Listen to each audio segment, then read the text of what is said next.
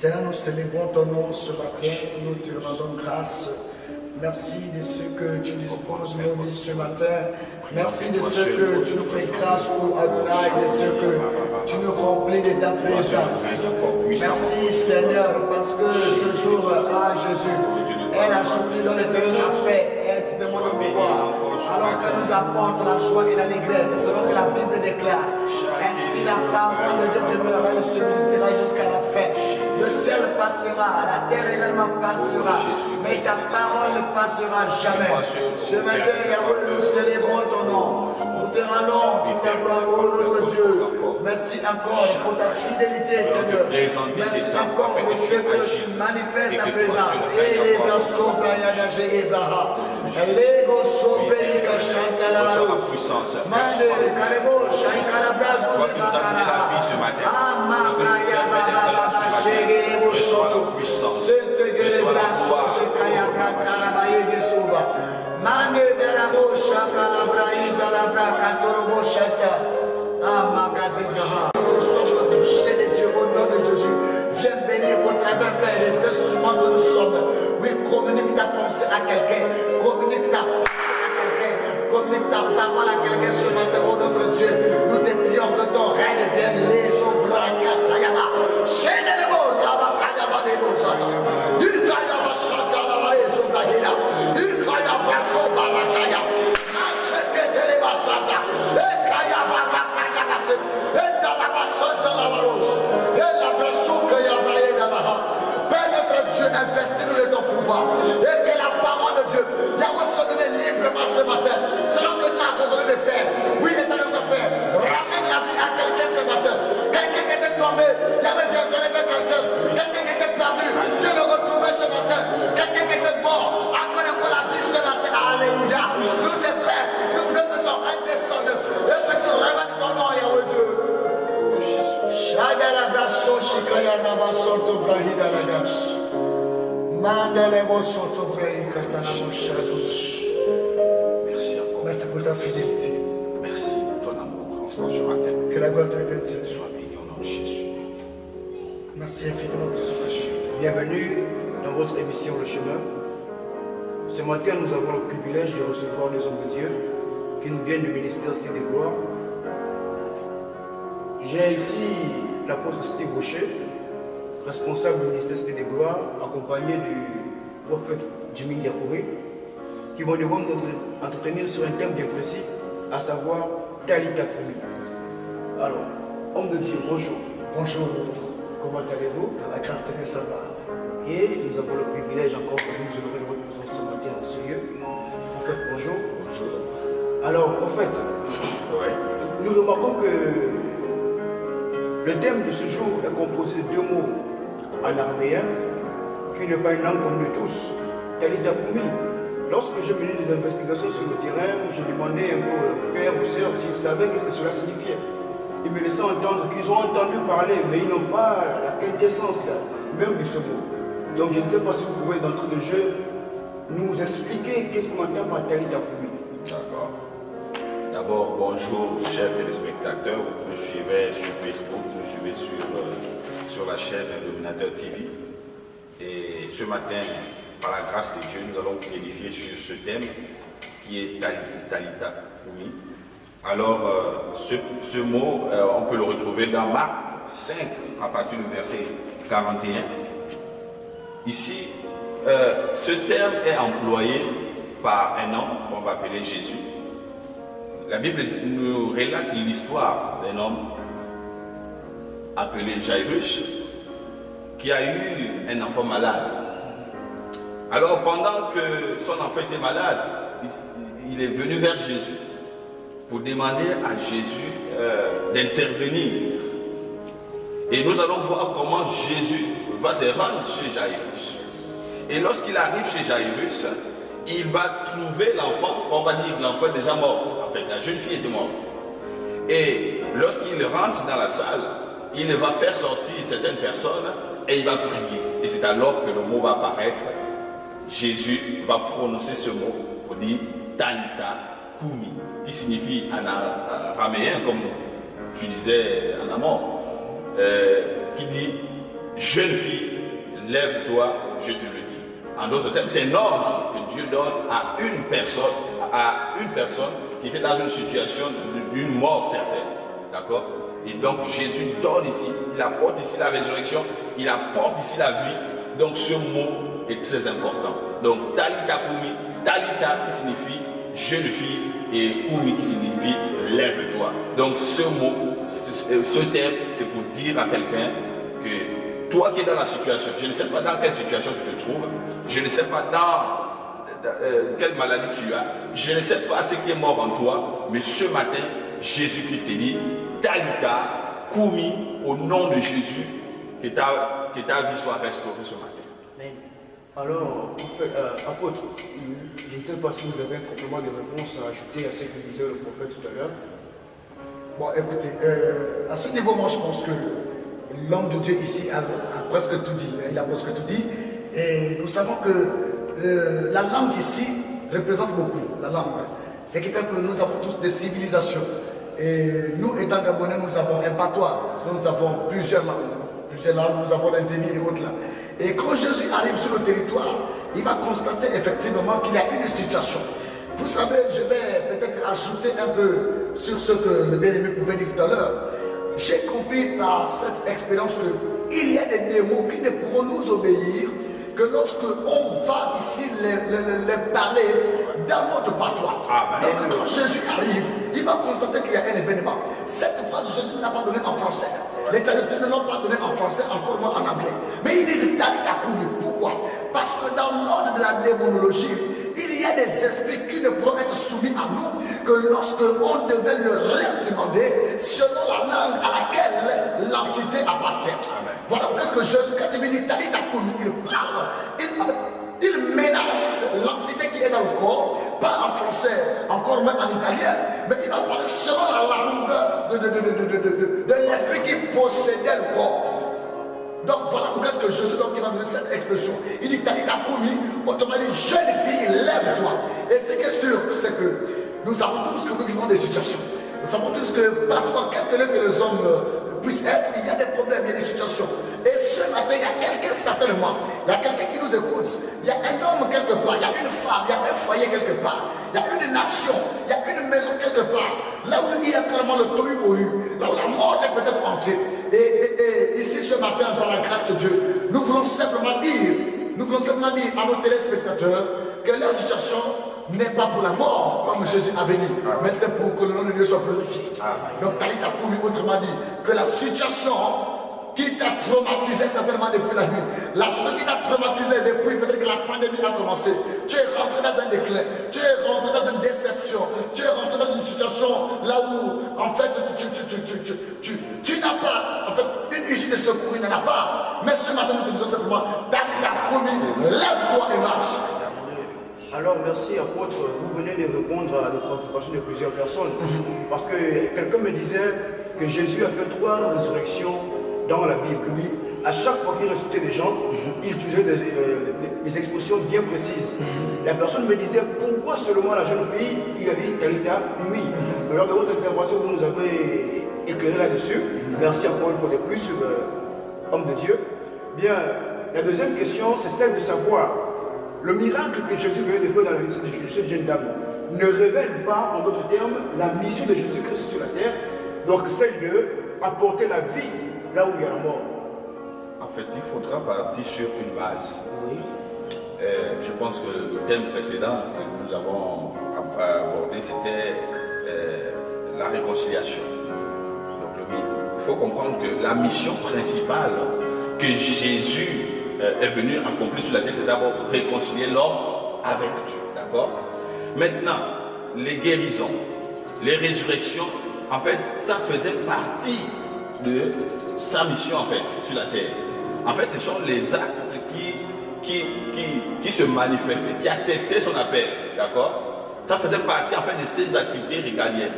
Il est venu pour une mission, mais il fallait qu'il accomplisse cela.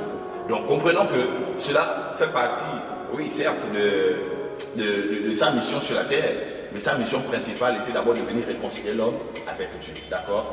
Donc voici ce que je peux dire là-dessus. Alors, apôtre, je vous poserai la même question que j'ai posée au prophète ici présent. Je ne sais pas si vous avez encore un complément de réponse ou une révélation encore à nous apporter là-dessus. Bon, moi je pense que le prophète Jimmy a donné la part, il a donné la part. Effectivement, Jésus ici parle au travers de l'acte qu'il donne à la fille de Jairus, à cet enfant qui devait recevoir quelque chose. Vous savez, le monde actuel, sinon le monde même précédent, a vécu déjà beaucoup de séquences. C'est un monde séquentiel. Et lorsque Jésus arrive, effectivement, il vient avec une mission précise, c'est de redonner la vie là où il y a la mort. C'est ce qui fait que peu importe le domaine dans lequel la mort a eu à opérer, mais quand Jésus arrive, Jésus ne vient pas pour s'amuser. Jésus vient avec une mission précise, c'est de recommuniquer la vie là où il y a la mort. C'est de lui donner la vie.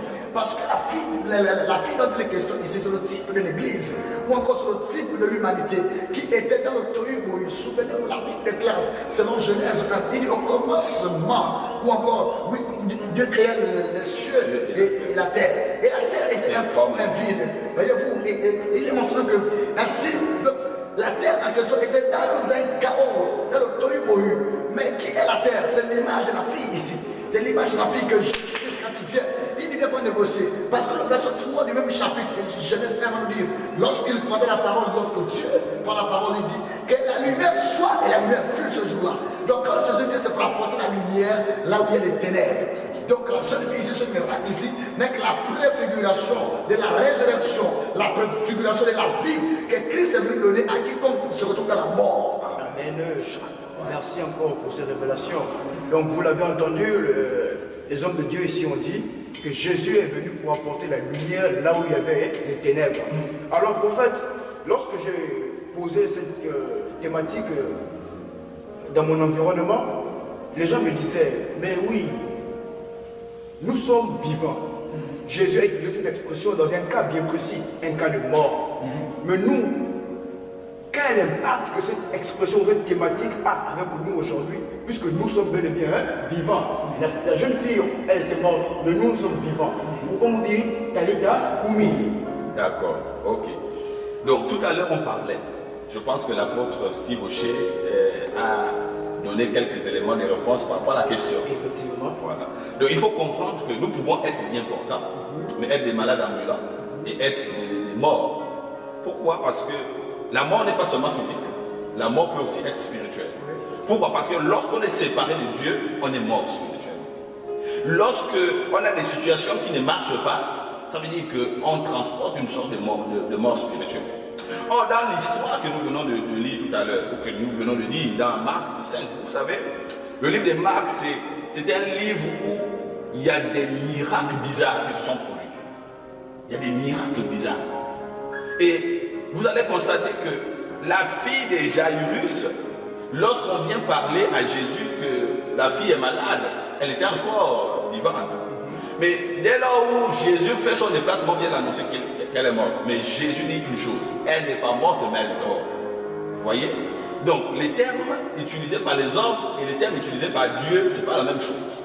Nous pouvons voir une personne bien portante qui est en train de marcher, qui est en train de manger, mais en réalité, cette personne ne vit pas selon la parole de Dieu. Yes. D'accord? Donc ce terme, sinon, cette situation, beaucoup la vivent sans le savoir.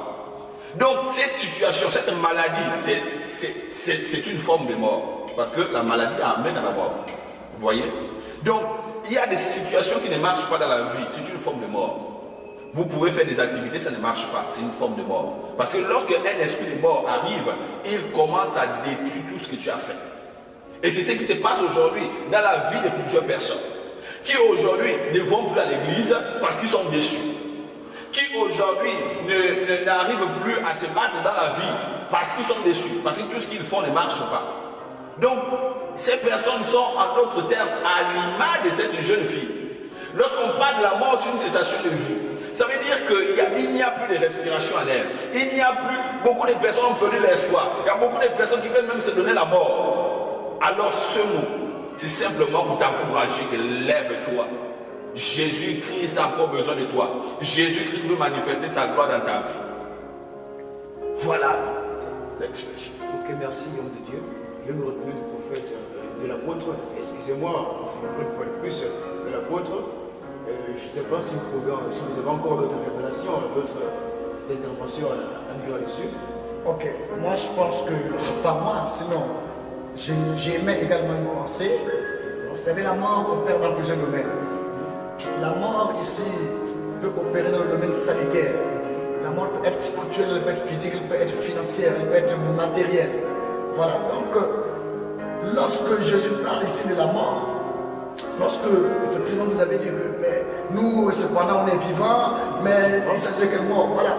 Mais regardez, remarquons tous que quand Dieu va prendre Adam et le mettre dans le jardin, il va dire Adam, écoute, le jour que tu vas toucher de cet arbre-là, tu vas mourir.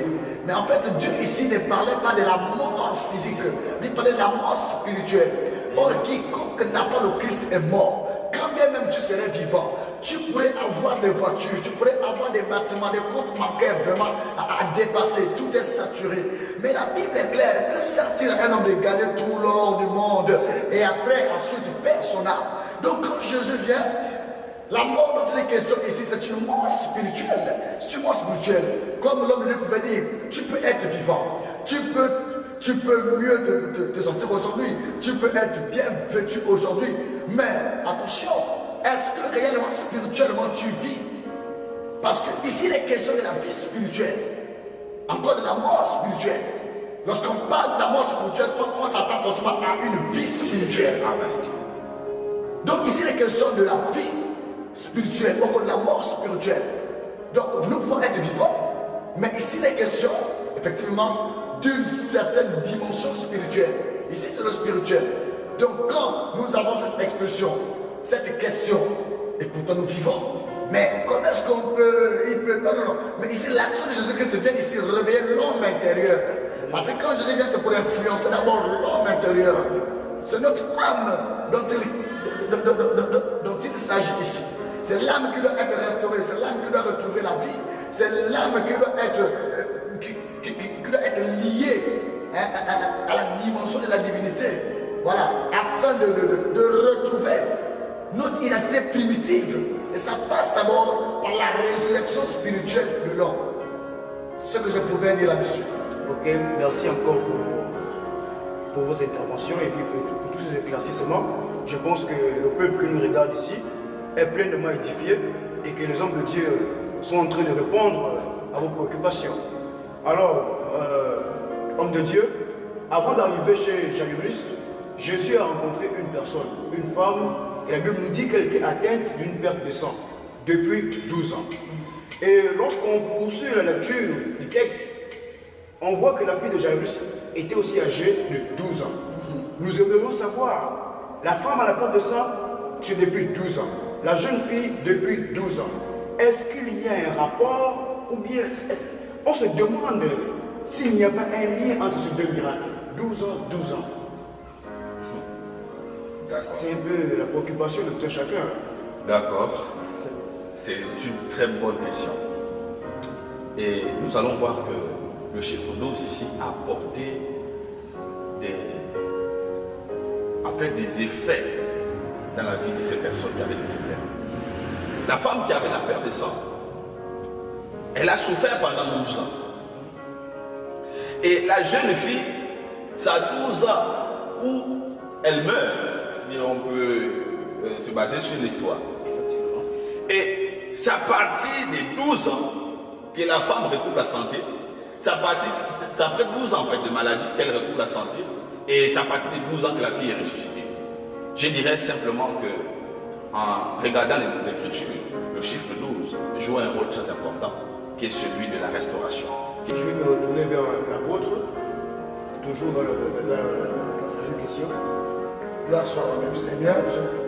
Pour ma part, je dirais que c'est une question ici à multiples dimensions. C'est une question multidimensionnelle. Et lorsque il faut faire dans l'eschatologie, on comprendrait beaucoup de choses à propos du 12.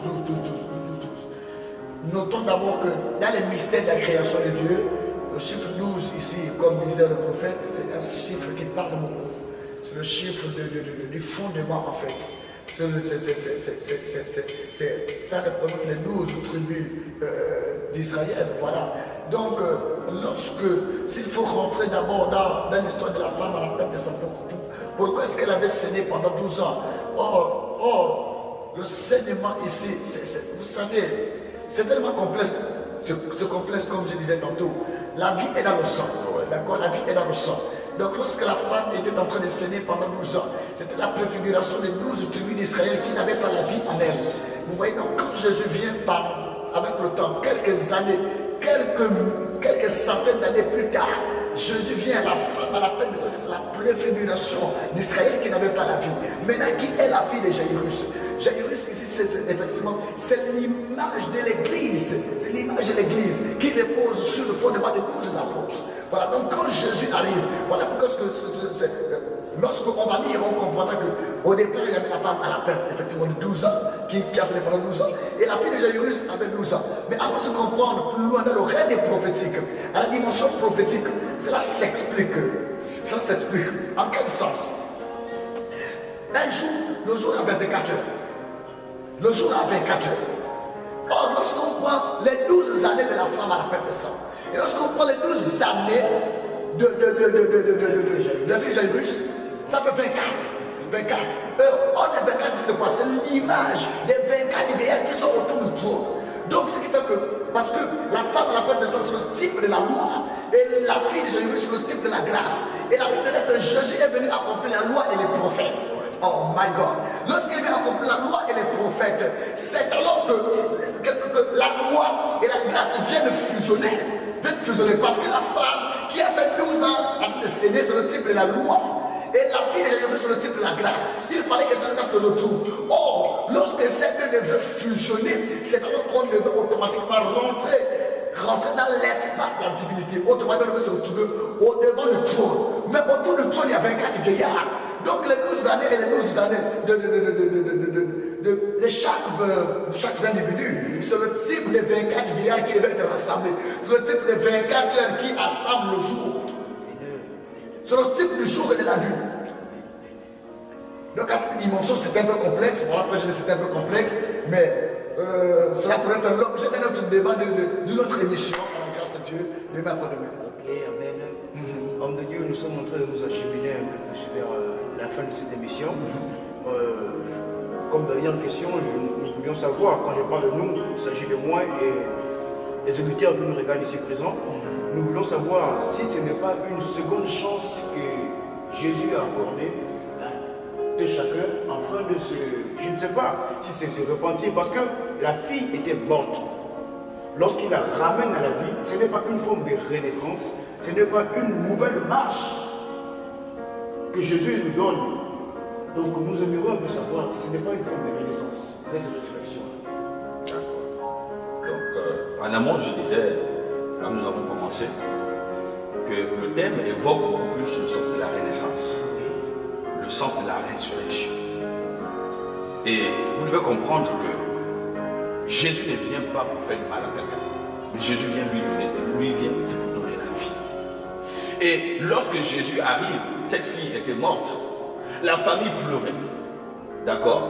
Ça signifiait qu'elle devait jouer un rôle dans la société, mais elle avait été ôtée, enlevée. Donc chacun de nous ici sur la terre a un rôle à jouer. Et à chaque moment, lorsqu'elle a connu cette mort, mais lorsque Jésus a entendu l'interpellation du Père, Jésus n'est pas resté insensible. Jésus a intervenu. Il est venu donner ici comme une seconde chance, comme on le dit, pour permettre aux hommes de se rattraper. Mais il faut reconnaître que tout le monde n'a pas la même grâce. Tout le monde n'a pas la même grâce. Beaucoup sont morts, mais nous vivons. Cela signifie que Dieu nous donne l'opportunité, nous donne l'occasion de pouvoir nous rattraper. Dieu nous donne l'occasion de nous racheter, de nous reconnecter à lui, de nous réconcilier à lui. D'où il est important pour chacun que toi qui es malade, toi qui as une situation, même toi qui as déjà eu l'intervention divine, tu dois comprendre que Dieu t'a guéri, Dieu t'a ressuscité, Dieu t'a béni. C'est parce qu'il veut que tu puisses corriger tes erreurs, pour que tu puisses te rattraper. C'est une seconde chance. C'est une renaissance. C'est pour dire qu'il faut changer de vie, il faut changer de paradigme. Amen. Donc voilà. Donc je vais laisser peut-être dirigez nous À l'homme de Dieu. vers l'apôtre, toujours dans le même sens. Moi, je dirais effectivement que Christ a accordé une seconde chance, comme on le dit, à chacun aujourd'hui. À chacun aujourd'hui. Pour descendre sur pour chuter, la Bible est claire que la gloire de la première maison ne sera pas la gloire à la seconde. Et quand Dieu arrive, c'est pour nous faire monter la seconde gloire. Parce que dans la première maison, Dieu n'est pas le maître, Dieu ne dirige pas la première maison, mais il dirige la seconde maison. La seconde maison, c'est le spirituel. Voilà pourquoi le premier Adam était un homme alors charnel, animal, et le second Adam était un homme spirituel. Ici même, quand Jésus arrive donc pour ressusciter forcément, il n'y a pas de résurrection s'il n'y a pas de mort. Parce qu'on parle de mort, c'est qu'il y a une résurrection. Si on parle de résurrection, c'est qu'il y a une mort quelque part. Donc quand Jésus vient, c'est parce que nous étions dans la mort, nous étions dans les ténèbres, nous étions perdus, errants. Alors nous étions, je ne sais pas, dans la boue du péché. Et quand il vient, c'est pour nous laver, c'est pour nous justifier, c'est pour nous sanctifier, afin que nous puissions marcher désormais avec lui. Et à celui qui me regarde ce matin, à quiconque, je ne sais pas, tu es dans ta maison, alors peut-être je ne sais où dans ta chambre, mais sache une chose, que quand Jésus-Christ revient, c'est pour ramener la vie à toi qui étais mort, toi qui étais dans le désespoir, toi qui avais perdu espoir, toi qui étais dans la déception, toi qui étais dans la maladie, toi qui étais dans le chômage, toi qui étais dans la stérilité primaire ou secondaire, peu importe. Je t'annonce la bonne nouvelle, c'est que Christ est venu ressusciter quelque chose en toi. Christ vient redonner la vie. Là où c'était mort, le Christ amène la vie au nom de Jésus. Là où tu étais tombé, Christ vient te relever. Là où tu étais découragé, Christ vient encore te donner de l'espoir. Là où tu étais encore perdu, Christ vient te retrouver. Là où tu étais abandonné, il vient encore te dire, mon fils, il n'est pas trop tard. Ton histoire n'est pas finie. Et je n'ai pas fini avec toi. Je ne faisais que commencer l'histoire. C'est vrai que les péripéties de la vie sont arrivées. C'est vrai que le destin alors a manigacé ces choses. Mais bien, nous comprenons une chose, c'est que dans la vie, il y a le destin et la destinée. La destinée, c'est le plan pour nous. C'est ce pourquoi Dieu permet que nous puissions être en vie aujourd'hui. Et j'annonce à quelqu'un, j'annonce à une femme, j'annonce à un homme, j'annonce à un élève, j'annonce à un couple, j'annonce à un serviteur, j'annonce à une servante, que peu importe ce que tu as vécu jusqu'ici, Christ n'a pas dit le dernier mot. C'est Christ qui a le dernier mot. Et le Christ vient, c'est pour t'apporter la résurrection. Au nom de Jésus, tu l'as reçu. Amen. Alors, merci encore pour votre temps que vous nous avez accordé ce matin. Bien, avant de conclure cette émission, je vais vous accorder quelques minutes. Peut-être qu'il y a des points qui n'ont pas été abordés, qui n'ont pas été évoqués, que vous aimeriez encore une fois de plus soulever pour chacun. Bien, à ce côté des spectateurs, nous retiendrons de cette émission que là où les hommes pensent que votre projet est mort, là où les hommes pensent que vous êtes mort ou morte ou que c'est la fin, mais pour Christ, cela dort.